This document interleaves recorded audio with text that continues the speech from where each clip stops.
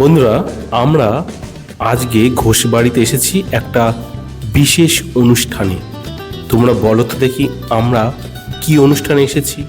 তোমাদেরকে বলবো না, আগে তোমরা ভিডিওটা দেখে আমাকে কমেন্ট করে জানাও, তারপরে তোমাদের শেষে গিয়ে বলবো।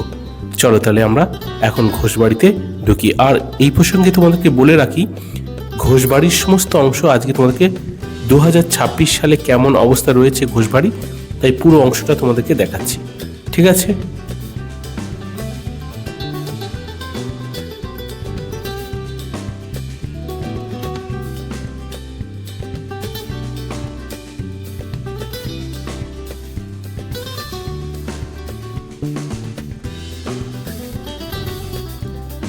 বন্ধুরা, যে কোনো অনুষ্ঠানে ঘোষবাড়িতে যে কি পরিমাণে ভিড় হয় তোমরা আজকের ভিডিও দেখলে বুঝতে পারবে।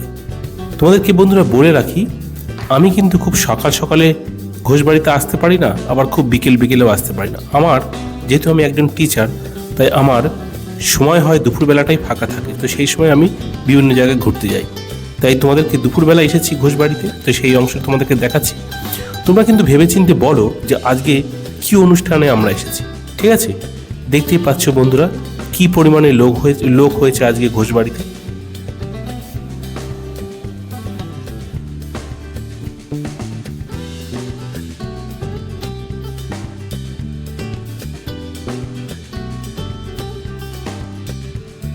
বন্ধুরা, তোমাদেরকে বলে রাখি, এবছর যে দুর্গাপুজো হয়েছিল সেই প্যান্ডেলটা কিন্তু ঘোষবাড়ি এখনো ভাঙেনি, ওই প্যান্ডেলটাই রয়েছে। তাই দেখতে পাচ্ছ এখন তোমরা ঘোষবাড়ির সেই দুর্গাপুজোর প্যান্ডেল। এরপরে তোমাদেরকে নিয়ে যাচ্ছি ঘোষবাড়ির অন্য অন্য জায়গায়। ঠিক আছে? তোমরা শুধু ভিডিওটা দেখতে থাকো ভালো করে, তাহলে বুঝতে পারবে আমরা কি অনুষ্ঠানে এসেছি। ঘোষবাড়ির যে কোনো অনুষ্ঠানে প্রচণ্ড ভিড় হয়, প্রচুর লোক জড়ো হয়। এখনো পর্যন্ত ঘোষবাড়িতে কোনো টিকিটের ব্যবস্থা নেই। ওরা কিন্তু ঘোষবাড়িতে ঢুকতে কোনো টিকিট লাগে না, বিনা পয়সায় তোমরা ঘোষবাড়িতে আসতে পারবে। আমরা চলে এলাম ঘোষবাড়ির প্রথমেই সেই বড় পুকুরটার ধারে। দেখতে পাচ্ছ কি সুন্দর ঝর্ণা এখানটায়।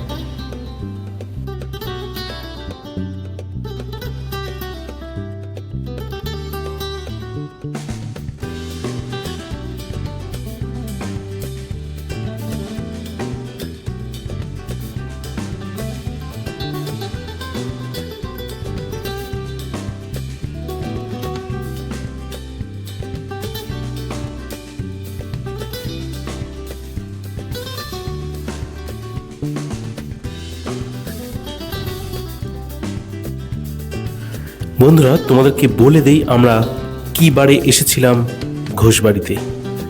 এবার সরস্বতী পুজোর দিনকে, 2026 সালে সরস্বতী পুজোর দিনকে আমরা এই ঘোষবাড়িতে এসেছিলাম। এবার সরস্বতী পুজোয় কেমন প্যান্ডেল হয়েছে ঘোষবাড়িতে সেটা তোমাদেরকে এক্ষুনি দেখাবো। তার আগে আরও বলি যে তোমাদের ঘোষবাড়িতে 2026 সালে কি পরিবর্তন হলো, ঘোষবাড়ির কোথায় কোথায় কেমন নতুন করে জিনিস তৈরি হলো, সেই কি ঘর বাড়ি তৈরি হলো সেটাও তোমাদেরকে দেখাচ্ছে এই ভিডিওর মাধ্যমে। ঠিক আছে বন্ধুরা, তোমরা ভালো করে ভিডিওটা দেখতে থাকো।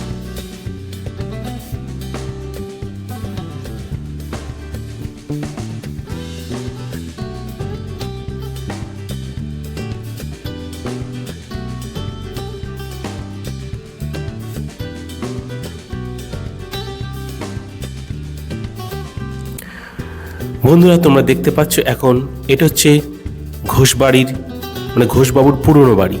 দেখতে পাচ্ছ, তার ছবিটা তোমাদেরকে দেখালাম। তার পিছনে অবশ্য আর একটা বাড়ি তৈরি হয়েছে, সেটাও তোমাদেরকে এক্ষুনি দেখাচ্ছি।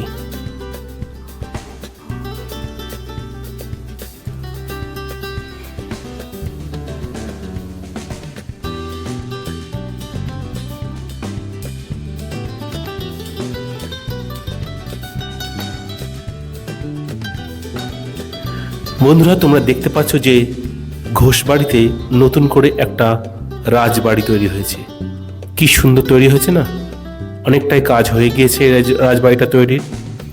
তো চলো তোমাদেরকে রাজবাড়িটা একটু দেখাচ্ছি, ভালো করে দেখতে থাকো।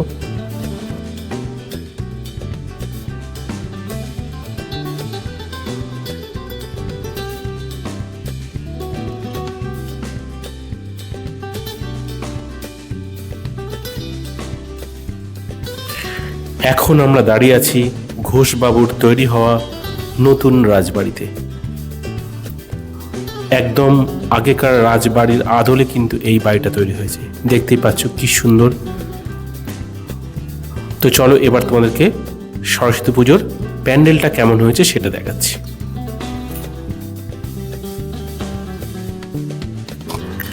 বন্ধুরা তোমরা দেখতে পাচ্ছ এই হচ্ছে 2026 সালে তৈরি হওয়া সরস্বতী পুজোর প্যান্ডেল।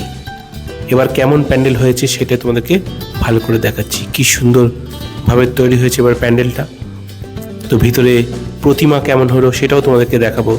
তারপরে তোমাদেরকে ঘোষবাড়ির যেখানে বোটিং করে সেই জায়গাটাও দেখাবো ভালো করে। তাই তোমরা ভিডিওটা না কেটে দেখবে, পুরোপুরি দেখবে, তাহলে তোমাদের ভালো লাগবে।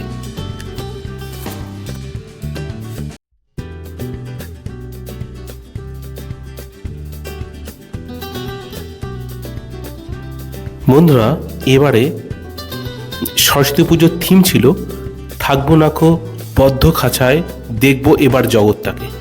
তো বিভিন্ন ধরনের পাখি এবারে বারবার প্যান্ডেলে দেখা গিয়েছে। তো চলো ভিতরে দেখে নেই প্যান্ডেলটা কেমন হয়েছে এবারে, প্রতিমাটাও কেমন হয়েছে সেটাও আমরা দেখে নেই।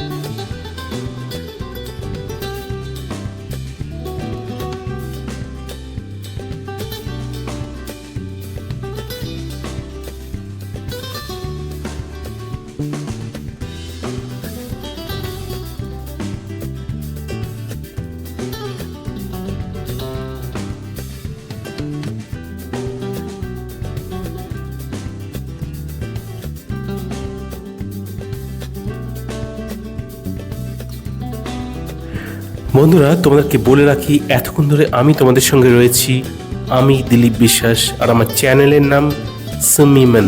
আমার চ্যানেলের ভিডিও দেখে তোমাদের ভালো লাগে অবশ্যই তোমরা চ্যানেলটা সাবস্ক্রাইব করবে এবং বেল আইকনটাকে অন করে রাখবে, যাতে এরকম কোনো ভিডিও দিলে তার নোটিফিকেশান তোমরা পেয়ে যাও।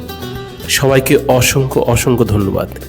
বন্ধুরা তোমরা কিন্তু ভিডিওটা এখন কেটে দেখবে না, আমরা এখন তোমাদেরকে নিয়ে যাচ্ছি ঘোষবাড়ির যেখানে বোটিং করা হয় সেই জায়গাটায়, আরও অন্য অন্য অংশও তোমাদেরকে দেখাচ্ছি।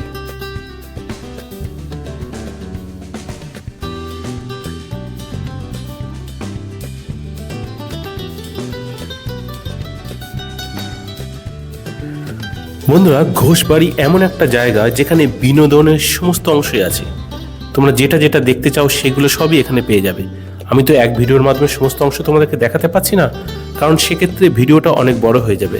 চ্যানেলে আমার অন্য অন্য ভিডিও আছে, তো সেই ভিডিওগুলো তোমরা দেখতে পারো, তাহলেই বুঝতে পারবে যে ঘোষবাড়ির কী কী পরিবর্তন হলো। আপাতত আমি তোমাদেরকে যতটা পারি সেটাই তোমাদেরকে দেখাচ্ছি এই ভিডিওর মাধ্যমে।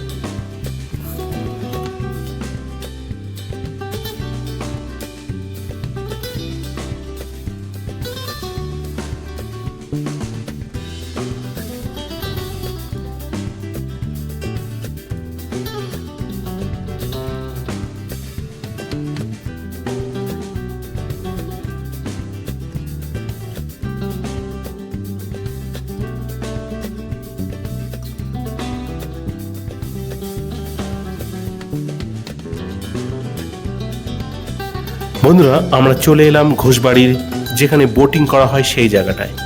দেখতে পাচ্ছ এখানে কি পরিমাণে ভিড় হয়েছে।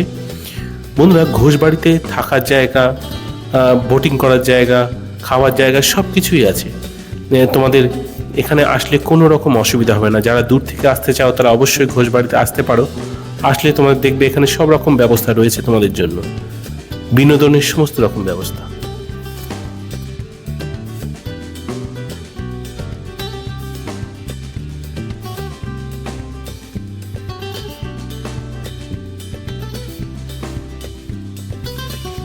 বন্ধুরা তোমরা যারা ঘোষবাড়িতে আসবে, তো তোমরা প্রথমে বসিরহাট রেল স্টেশনে আসবে। তো সেখান থেকে তোমাদের 10 থেকে 15 মিনিট নেবে অটো বা টোটোয় করে।